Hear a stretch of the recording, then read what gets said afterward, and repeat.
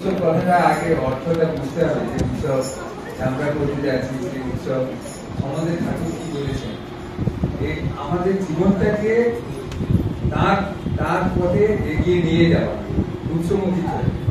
আমার ঠাকুর একটা জায়গায় সংজ্ঞা অধ্যায় তিনি বলছে, শান্তি এলো যেই, শান্তি এলো সেই, মানে যখন শান্তি আসবে কখন না উৎস বিমুখ চলন হলো পেয়ে বসলো। উৎস বিমুখ মানে তার যে উৎসব, এই যে উৎসব বা তার যে উৎস থেকে আমাদের আগমন ঘটেছে, আমরা যে আজকে মানুষ হয়েছি, এই শান্তিটা যখনই আসবে, মানে শান্তি এলো সেই উৎস বিমুখ চলন বলন পেয়ে বসলো। সেই জন্য উৎস বিমুখ চলন বলন যখন আসবে মানুষের ভেতরে, তখনই কিন্তু মানুষের ভেতরে শান্তি আসবে। সেই জন্য ভ্রান্তিটা যাতে না আসে, ভ্রান্তি না এলে কি হবে, তাই এই যে কর্ম, এই কর্মের ভেতরে নিজেকে নিয়ে করে রাখা। প্রত্যেকটা মানুষের কাছে যখন আপনি যাবেন, তখনই দেখবেন আপনার ভেতরে একটা পরিতৃপ্তি আসছে।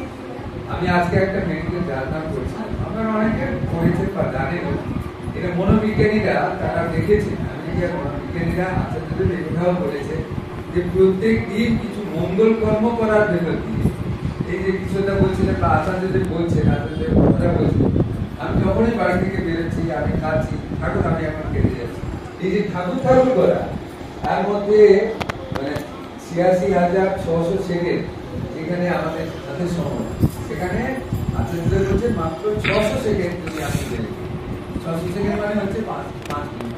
এই ৫ মিনিট একটু ঠাকুরের নাম ধ্যানে বসা।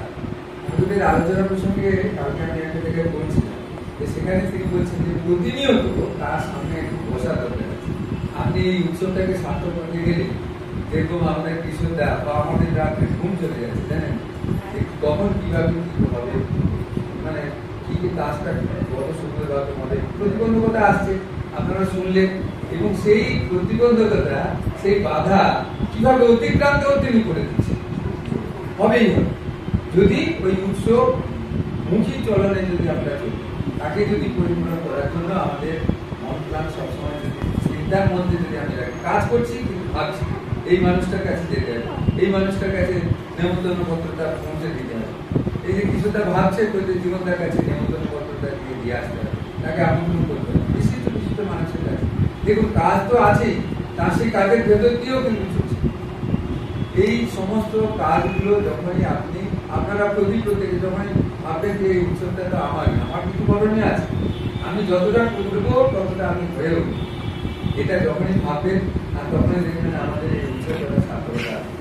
আর এই যে মনোবিজ্ঞানিক কথাটা বলছি, এটা বিজ্ঞান ভিত্তিক কথা, তারা পরীক্ষা নিরীক্ষা করেছে, ৫০ জন মানুষকে তারা রেখেছিলেন যারা কোনো দান ধ্যান কিচ্ছু করবে না, কোনো মঙ্গল কাজের সঙ্গে যুক্ত থাকবে না। আর ৫০ জন মানুষকে প্রত্যেকদিন তাদেরকে বলা হলো যে প্রতিদিন কিছু না কিছু মঙ্গল কাজ করবে, মঙ্গল চিন্তা করবে, মঙ্গল মানে দান ধ্যান করবে, এইরকম কর্মে যুক্ত থাকলো।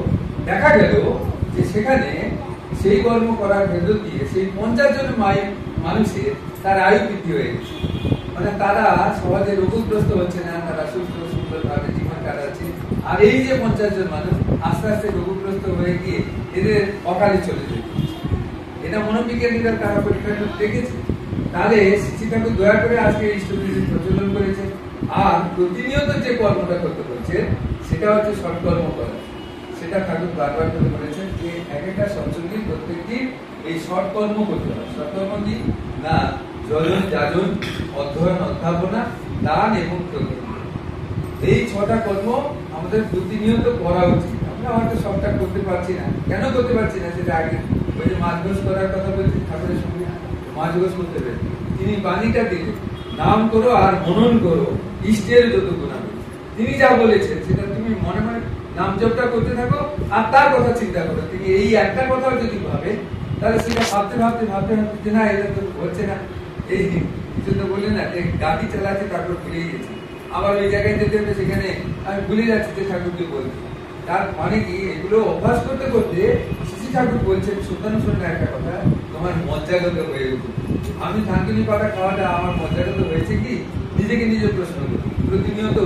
এই যে ইষ্টভীতিটা মানে যথা সময়ে আমি নিবেদন করছি তো, 30 দিনের দিন আমি উপজেলা কেন্দ্র বা আমাদের এই কেন্দ্রে ঠিক সময় দেশে পৌঁছে দিতে পারছি তো। যখন এই কাজগুলো সবকিছু ঠিকঠাক করবে তখন এটা আপনার সংস্কারে তৈরি হবে, মজ্জাগত। মজ্জাটা কোথায় থাকে? আমি যেহেতু চিকিৎসা জগতে আছি, আমরা দেখেছি, আপনারাও জানেন, মজ্জাটা থাকে আমাদের এই যে চামড়া আছে, চামড়ার পরে মাংসপেশি থাকে, মাংসপেশির পরে থাকে বোন মানে হাড়। এই হাড়ের ভেতরে থাকে মানে মজ্জা বলতে ইয়ের মতন থাকে আর কি, যেখান থেকে হিমোগ্লোবিন তৈরি হয়। দেখবেন হাড়টা মানে তার ভেতরে যখন সেই মজ্জাটা বেরিয়ে যায় তখন ফাঁপা হয়ে যায়, ফাঁক হয়ে যায়। সেই মজ্জা, তার মানে কোথায় ঠাকুর বলছে হাড় ভেদ করে যখন মজ্জাগত হয়ে আমরা পড়ি, কিন্তু যখনই তাকে একটু মর্মার্থটা তার বোঝার চেষ্টা করবেন তখন দেখবেন যে আপনি আর ভুল করবেন, আপনি সেটা যে চেষ্টা করতে পারেন। তাই এই উৎসবটা কিন্তু সর্বাঙ্গ সুন্দরভাবে হবে আমাদের প্রত্যেকের চেষ্টায়।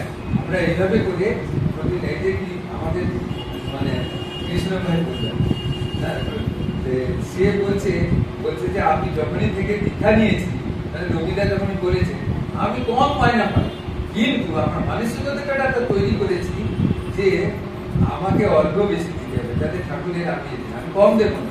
আর সুন্দরভাবে ব্যাখ্যা করে আমাদের বিষয়টা বলে দিলেন যে ঠাকুরের কাছে প্রার্থনা করেছি, মনে মনে ভেবেছি।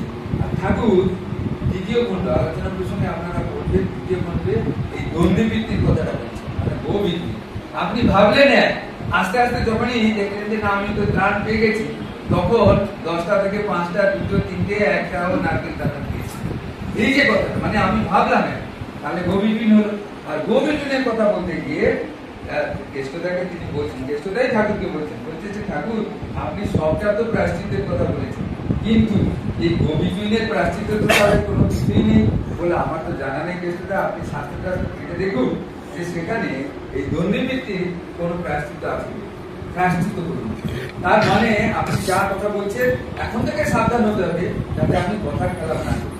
আমি যেটা ভাবছি, আমি যেটা কনফেস করছি সেটা যাতে থেকে আপনি মানে পিছিয়ে না পড়ি বা সেটা ঠিক মতন যাতে পরিপালন করি, এটাই হচ্ছে আসল কথা। যাই হোক, আমাদের সময় তো হয়ে গেছে, আমি আমার কথা দীর্ঘায়িত করবো না। প্রতিনিয়ত আর যে এই কটা দিন আছে, এই কটা দিন দেখুন বছরের এই উৎসবের যে রং আমাদের ভেতরে রেখেছে, তারই রঙে রাগাও স্বভাব করবে না তো তোকে, এটা ঠাকুরই বলছে। তার রঙে এই উৎসবের রঙে রাগায়িত হয়ে উঠি, সবাই রাগায়িত হয়ে উঠি। উৎসবের রঙ যখন আমাদের গায়ে লেগেছে, আমরা যাতে সেই রঙে রাগায়িত হয়ে উঠি, দেখবেন আমাদের জীবন আলোকিত হয়ে উঠবে। সেই জন্য আর এই কটা দিন একটুও সময় নষ্ট না করে প্রতিনিয়ত ঠাকুরের কাছে এসে সকালবেলা উঠে স্তুতি করার আগে প্রার্থনা করুন, ঠাকুর আমাদের এই উৎসবটা যাতে সর্বাঙ্গ সুন্দর হয়, এত সুন্দর হয়, প্রত্যেকটি মানুষ যাতে আনন্দ পায়, প্রত্যেকটি মানুষের ভেতরে যাতে তুমি প্রতিষ্ঠিত হও, এই প্রার্থনা করুন। দেখবেন আমাদের উৎসব কিন্তু সর্বাঙ্গ সুন্দর হবেই হবে, এই প্রার্থনা জানিয়ে। আর আজকে আমাদের উৎসামা, আমাদের সম্ভাবনা তারা যারা সৎসঙ্গ দিয়েছেন, আমি তাদের প্রতি প্রত্যেকের মঙ্গল প্রার্থনা করে আমার বক্তব্য এখানে শেষ করছি। জয়।